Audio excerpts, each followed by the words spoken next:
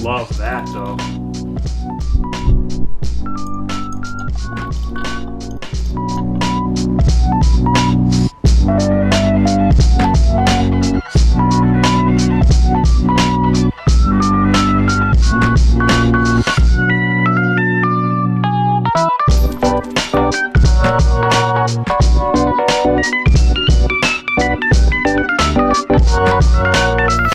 This is a short video, and this is the Fighting Commander Octa made by Hori.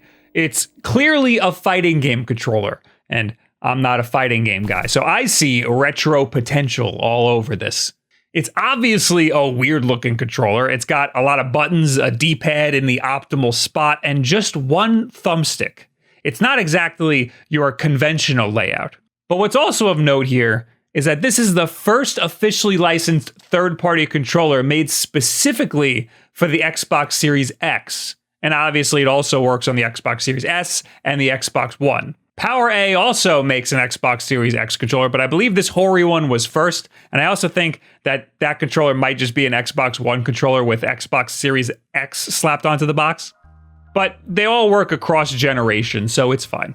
Obviously, this works for PC too, so if you have PC emulators, it'll just show up like an Xbox controller.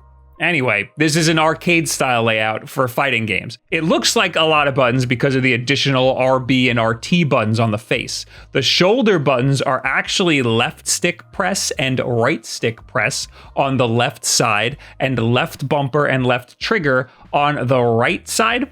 This sucks. But I guess it's okay for some fighting games. Luckily, there's a software you can download that allows you to change the button layout and hold up to 4 profiles.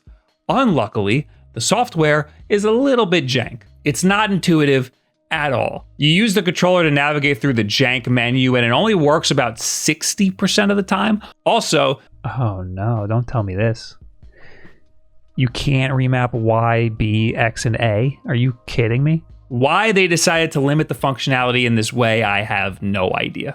So the D-pad is pretty solid, but it's a disc-style D-pad, similar to what you'd see on a Sega Genesis controller. So for Sega Genesis or even Sega Saturn games, this controller is fantastic. Having 6 face buttons also helps as long as you can remap them in whatever software you're using, because you will not be able to rely on the controller to map the buttons out for you.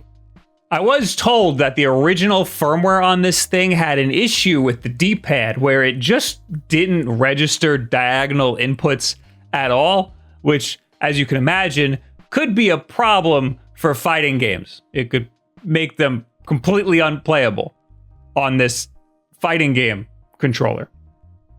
Luckily, the software automatically updates the firmware for you once you plug it into a computer, and that firmware fixes that issue. That software also allows you to change the sensitivity of the D-pad per direction. So if you want to register diagonal presses more or less than side presses, you can do that.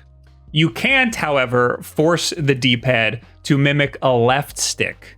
The limitations on this software are baffling to me, especially because the Nintendo Switch version of this Fighting Commander has a switch at the bottom that allows you to choose whether the D-pad registers as a D-pad, a left stick, or a right stick.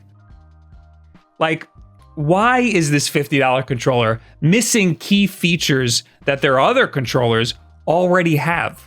And the software is a nice addition, but its limitations and the fact that it's so jank makes it feel almost not worth it at all. Anyway, this controller works pretty good for Super Nintendo games as long as you create a profile that makes the bumpers work the normal way. I had high hopes for this controller as a Nintendo 64 controller because of the octagonal thumbstick gate and all of the face buttons, but the fact that you can't remap all of the face buttons ruined that dream for me.